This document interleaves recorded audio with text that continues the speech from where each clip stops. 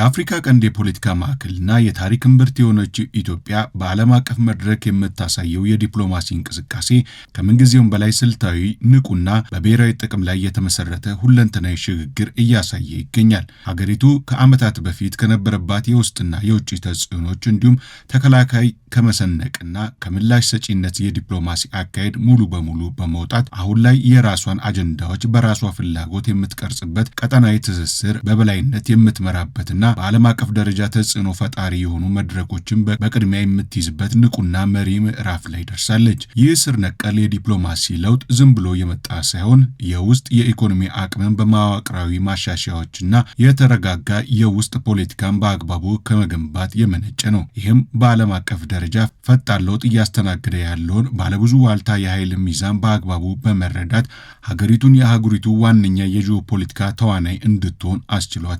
በዚህ አዲስ የዲፕሎማሲ እድገት ውስጥ ትልቁና ዋነኛው ስኬት ያረፈው በኢኮኖሚ ትስስርና በአገር በቀል አቅም መጎልበት ላይ ነው። ኢትዮጵያ የምስራቅ አፍሪካን የኢኮኖሚ ትስስር በተግባር ለመገንባት የኤሌክትሪክ ኃይል ሽያጭን እንደ ዋነኛ የዲፕሎማሲ መሳሪያ በመጠቀም ቀጠናዊ ተፈላጊነቷን በተጨባጭ አረጋግጣለች። ለኬንያ፣ ለጅቡቲ፣ ለሱዳንና ለታንዛኒያ የምታቀርበው የታዳሽ ኃይል አቅርቦት ቀጠናዊ ትስስሩን ከፖለቲካዊ መፈክር ባለፈ ሊበጠስ በማይችል ጽኑ የጋራ ጥቅም ላይ እንዲመሰረት አድርጎታል። የታላቁ የኢትዮጵያ ህዳሴ ግድብ ግንባታ መጠናቀቅና ኃይል ማመንጨት መጀመሩ ሀገሪቱን የአፍሪካ የአረንጓዴ ኃይል ማማ አድርጓታል።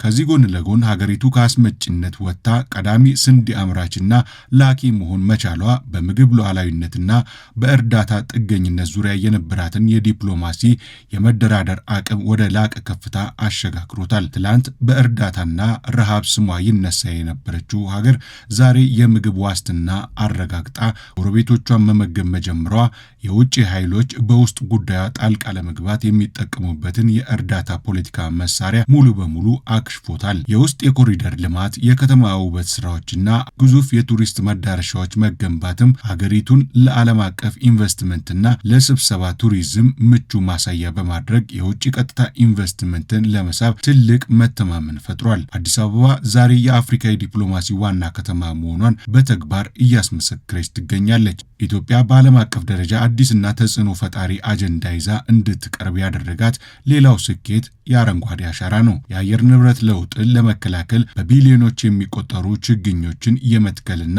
የተራቆቱ መሬቶችን የማልማት ስራ ሀገሪቱን በዓለም አቀፍ የአየር ንብረት ዲፕሎማሲ መድረክ ላይ ቀዳሚ ተደራዳሪ እና ምሳሌ አድርጓታል። ይህ ተግባራዊ እንቅስቃሴ ኢትዮጵያን በዓለም አቀፍ የአካባቢ ጥበቃ የገንዘብ ፈንድና የቴክኖሎጂ ሽግግር ተጠቃሚ ከማድረጉም በላይ አፍሪካ የአየር ንብረት ለውጥ ሰለባ ብቻ ሳትሆን የመፍትሄውም አካል መሆን እንደምትችል በተግባር ያሳይ ሆኗል። የኢትዮጵያ የዲፕሎማሲ ድሎች በታሪክ መዝገብ ላይ ጉልህ ስፍራ የሚያገኟቸው በዓለም አቀፍ መድረኮች የተመዘገቡትን ታላላቅና ስልታዊ ስኬቶች ስንመለከት ነው። ከነዚህም መካከል ዋነኛውና ስትራቴጂካዊው ድል ኢትዮጵያ የብሪክስ አባል መሆን መቻሏ ነው ሊባል ይችላል። ይህ ስኬት ሀገሪቱ በአንድ ወገን ተጽዕኖና በአንድ የፖለቲካ ዋልታ ስር እንድትወድቅ የረዳ ሲሆን የራሷን የውጭ ግንኙነት መስመር በነጻነት እንድትመራ አማራጭ የፋይናንስ የንግድና የቴክኖሎጂ አጋርነቶችን ወይም እንደ ኒው ዲቨሎፕመንት ባንክ ያሉ እንድታገኝ አስችሏታል። በዓለም አቀፍ የፖለቲካና የኢኮኖሚ መድረክ ላይም ያላትን ተሰሚነት ወደ ላቀ ምዕራፍ አሸጋግሮታል። ከዚህ ጎን ለጎን ከአህጉራዊ የነፃ ንግድ ቀጠና መመስረት ጀምሮ በተለያዩ አህጉራዊ መድረኮች ላይ የምታሳየው ንቁ ተሳትፎ ሀገሪቱ የአፍሪካ መፍትሄ ለአፍሪካ ችግሮች የሚለውን የፓን አፍሪካኒዝም መርህ በተግባር እንድታስመሰክር አድርጓታል። ከተባበሩት መንግስታት ድርጅት፣ ከቻይና፣ ከአሜሪካ፣ ከአውሮፓ ህብረትና ከሌሎች ታላላቅ የዓለም ኃይላት ጋር የምታደርገው ግንኙነትም በባህላዊ የብድርና የእርዳታ ጥገኝነት ላይ ሳይሆን በእኩልነት፣ በጋራ ክብርና በጋራ ጥቅም ላይ የተመሰረተ እንዲሆን አድርጎታል። የኢትዮጵያ የዲፕሎማሲ እድገት በተጽዕኖ ፈጣሪነትና በቀጠናዊ መሪነት ላይ ያጠነጠነ ነው። ሀገሪቱ የገጠሟትን ውስብስብ የጂኦፖለቲካ ፈተናዎችና የባህር በር ፍላጎቶቿን ጭምር በዲፕሎማሲያዊ ውይይት፣ በሰላማዊ ድርድርና በጋራ ልማት መርህ ለመፍታት የምታደርገው ጥረት የበሰለና የረቀቀ ዲፕሎማሲ ማሳያ ነው። ከ130 ሚሊዮን በላይ ህዝብ እንዳላት የሚነገረው ኢትዮጵያ የኢኮኖሚ ህልውናና የብሔራዊ ደህንነት ዋስትና ከሆነው የባህር በር ጥያቄ ጀርባ ያለው ፍላጎት ሌላውን የመጫን ሳይሆን በቀጠናው የጋራ ብልጽግናን የመፍጠር ስትራቴጂ ነው።